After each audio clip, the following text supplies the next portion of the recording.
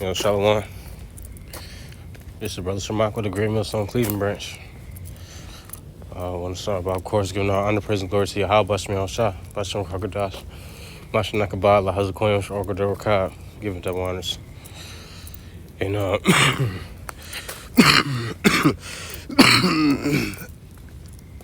excuse me, a little bit under the weather, but I got this quick article from BBC News, and it say, Iran says it will stop attacks on if Israel does, after Trump says ceasefire agreed. All right, so there you go. You know what I'm saying? I know it should be a little bit more. U.S. President Donald Trump says a complete and total ceasefire between Iran and Israel will take effect in the coming hours. Neither country has confirmed the ceasefire. Iran says if Israel stops its attacks, Iran will also. If Israel stops its attacks, Iran will also bring an end to its strikes. Israel is yet to comment. Israel is yet to comment. You know what I'm saying? So, matter of fact, I'm going to start off with this. It made me think about another precept. Because the Lord ain't with these peace treaties. All right? Yahushua came to send division, man. He ain't sending come in peace, you know. Lord, matter of fact, the scriptures say, Lord, don't send fire, we're paraphrasing. And what will I if it be already kindled? We're paraphrasing. So,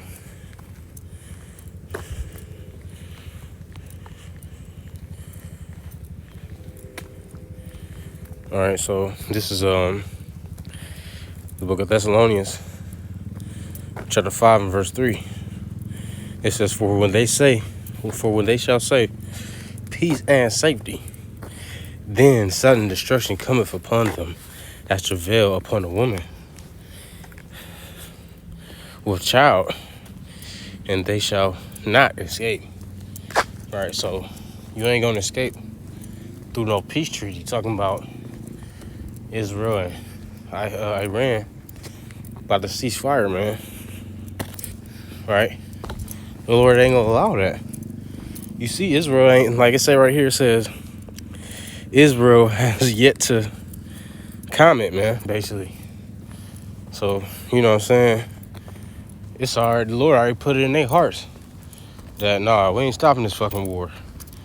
You know what I'm saying? This shit gonna keep going, right? Because when you go to the scripture right here, this is the book of Jeremiah 50 and verse 45. It says, therefore hear ye the counsel of the Lord Yahweh, that he hath taken against Babylon, and his purposes that he hath purposed against the land of the Chaldeans. All right, so the Lord got a purpose for the daughter of Babylon. You know what I'm saying? Modern day Babylon, if you will, which is America. The Lord got a purpose, and his purpose is Revelation, the 18th chapter. Right? The destruction, that judgment of the great whore. It says that he hath purpose against the land of the Chaldeans. Surely the least of the flock shall draw them out. Surely he shall make their habitation desolate with them. Right, so the Lord is going to make his habitation desolate, man. You know, pretty soon to be, you know what I'm saying, after, because eventually America is going to be a desert land, man. Nothing. Filled with nothingness. You know what I'm saying? So, the least of the flock is going to draw them out, man. Meaning, because who the least, let's do the math. The least nation in the world is the sons of the wicked, which is Esau. And in the midst of Esau, you got the weakest amongst their nation. Like, for example, I'm just picking choose. Like, for example, Teman, which is the Germans. They supposed to be like the smartest of Esau, Edom. And then you got Magog, which is the Russians. To me, I'm speaking as a man. It seemed like they might be like the mightiest, or the more aggressive or austere, if you will, of Esau, Edom. Then you just got Esau, like these American Edomites, just basic Edomites. And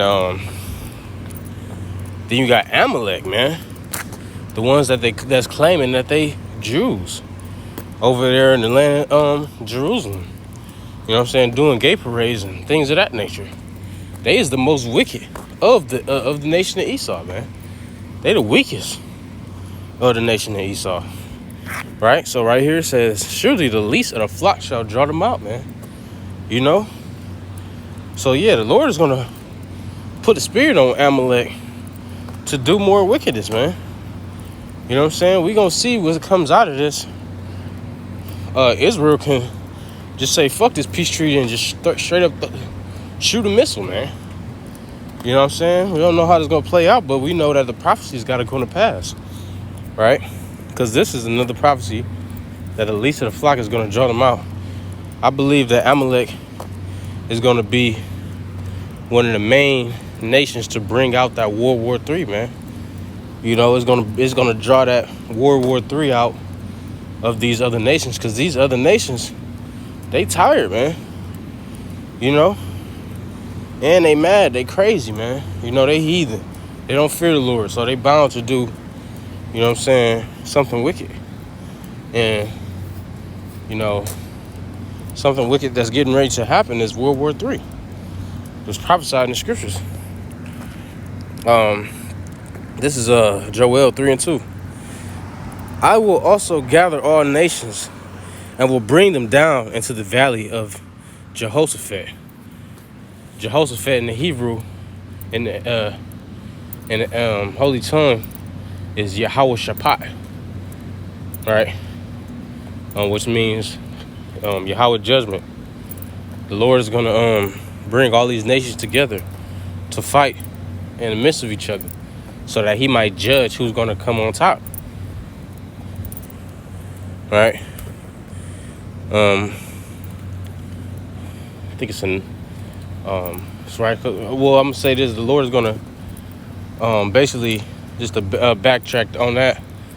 I mean, not backtrack, but add to that point. It's like the Lord is gonna make a decision. You know what I'm saying? But none of these heathen is gonna end up with a deciding factor. That's the thing. Yahweh he has to come out on top, and he has to get his hands dirty. He has to make war with these other nations when he come back. You can read that in 2 Ezra the 13th chapter. It says, I will also gather all nations and will bring them down to the valley of Yahweh-Shaphat and will plead with them there for my people and for my heritage, Israel, whom they have scattered, whom they have scattered among the nations and parted my land. Right, and remember, Jerusalem is a people before it's a place, so the Lord allowed these heathen to get up in power, and what they do, they scatter the nation of Israel, you know what I'm saying, throughout the four corners of the earth.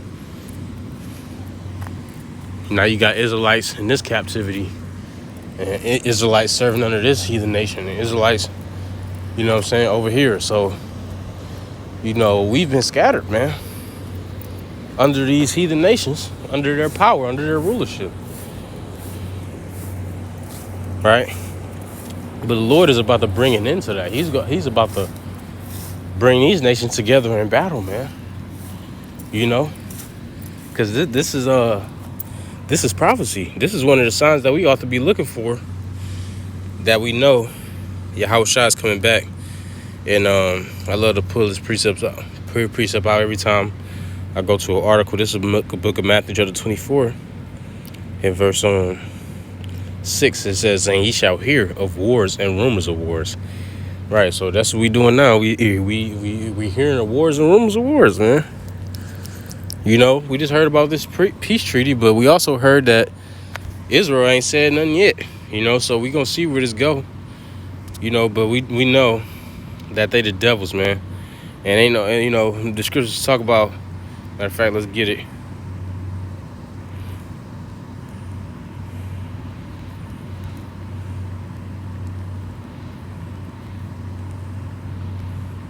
talking about this peace tree. There ain't no peace, man. That's what Isaiah chapter 48 and verse 22. There is no peace, said the Lord Yahweh, Bahashem Yahushai, unto the wicked. So there you go, man. You know, ain't gonna be no peace to the wicked. You talking about a peace tree? That's not gonna work, man. Right? So, you know, when they say peace and safety, man, then sudden destruction. Right?